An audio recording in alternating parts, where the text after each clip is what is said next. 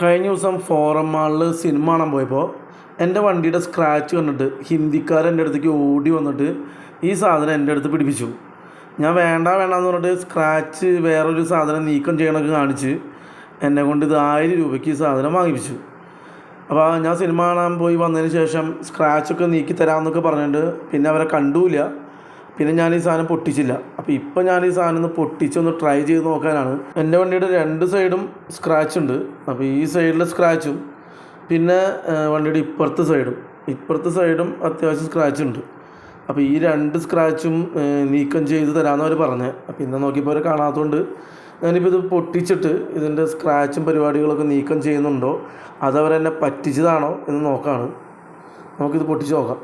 ഈ കവർ പൊട്ടിച്ച് നോക്കി കഴിഞ്ഞപ്പോൾ ഇതിൻ്റെ ഉള്ളിൽ 4 സാധനങ്ങളാണുള്ളത്. അതിൽ 2 സെയിം പ്രൊഡക്റ്റ് തന്നെയാണ്. ഒന്ന് ബോഡി കോട്ടിങ് ആൻഡ് ഷൈനിങ്, വണ്ടിയുടെ ബോഡിയൊക്കെ ഷൈൻ ചെയ്യിപ്പിക്കാൻ വേണ്ടി യൂസ് ചെയ്യുന്നതും പിന്നെ ഒരു റിമൂവറും. അതാണ് സ്ക്രാച്ച് റിമൂവ് ചെയ്യണം. അപ്പോൾ ആദ്യം ഈ സ്പ്രേ അടിച്ചിട്ട് അതിൽ സ്ക്രാച്ച് റിമൂവ് ചെയ്യാമെന്നാണ് അവർ പറയുന്നത്. അപ്പോൾ അതിൽ ഈ പറഞ്ഞ സ്പോഞ്ച് ഉണ്ട് ഇതിൻ്റെ ഉള്ളിൽ. അപ്പോൾ ഈ സ്പോഞ്ച് ഉപയോഗിച്ചിട്ടാണ് അത് തുടയ്ക്കേണ്ടതും വൃത്തിയാക്കേണ്ടതെല്ലാം. അപ്പോൾ ഇത്രയും സാധനങ്ങളാണ് അതിൻ്റെ ഉള്ളിൽ ഉണ്ടായിരുന്നത്.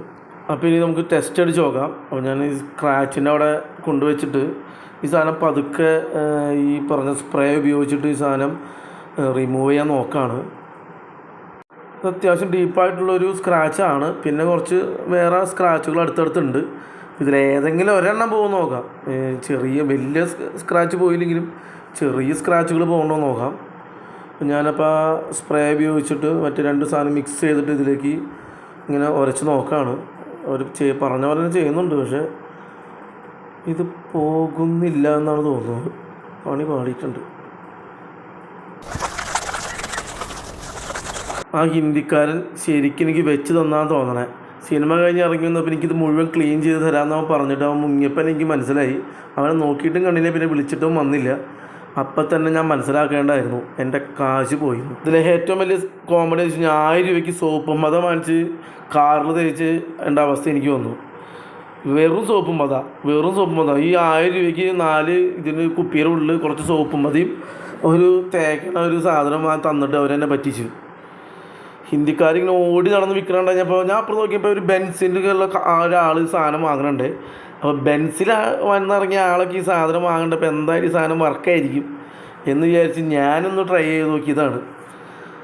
ബെൻസാരൻ വലിയ ബുദ്ധിമാനൊക്കെ ആയിരിക്കുമല്ലോ എന്നുള്ളൊരു മൈൻഡിലാണ് ഞാൻ ഈ സാധനം വാങ്ങിച്ചത്. ബെൻസാറിനെയും പറ്റിച്ചു, അവൻ എന്നെയും പറ്റിച്ചു. അവനെ വീണ്ടും നോക്കാൻ വേണ്ടി ട്രൈ ചെയ്യാൻ വന്നപ്പോൾ അവൻ തിരക്കുണ്ടെന്ന് പറഞ്ഞിട്ട് പോയി. അപ്പം ഞാൻ മനസ്സിലാക്കേണ്ടായിരുന്നു ഹിന്ദിക്കാരന് മുമ്പിച്ചതാണ്. കുഴപ്പമില്ല. ഇനി വീണ്ടും ഫോറം മാളിൽ പോണ സമയമുണ്ടെങ്കിൽ ആ സമയത്ത് അവനെ പിടിച്ച് അവനെ കൊണ്ട് തന്നെ ഒന്ന് വാങ്ങിപ്പിക്കാം, ടെസ്റ്റ് അടിപ്പിക്കാം, എന്നിട്ട് ചോദിക്കാം. അതിൽ ഏറ്റവും വലിയ സംഭവം ഫോറം മാളെ മുകളിലേക്ക് കയറി ചെല്ലുമ്പോൾ തലകറക്കം വരും എന്നുള്ളൊരു സംഭവമാണ്. ഫോറം മാളിൽ പോകാൻ ഏറ്റവും മടി. എന്തെങ്കിലും ആവട്ടെ, എന്തായാലും പണി നന്നായിട്ട് പാളിയിട്ടുണ്ട്, പാലും വെള്ളത്തിൽ കിട്ടിയിട്ടുമുണ്ട്. അപ്പോൾ ഗൈസ് മൂഞ്ചി.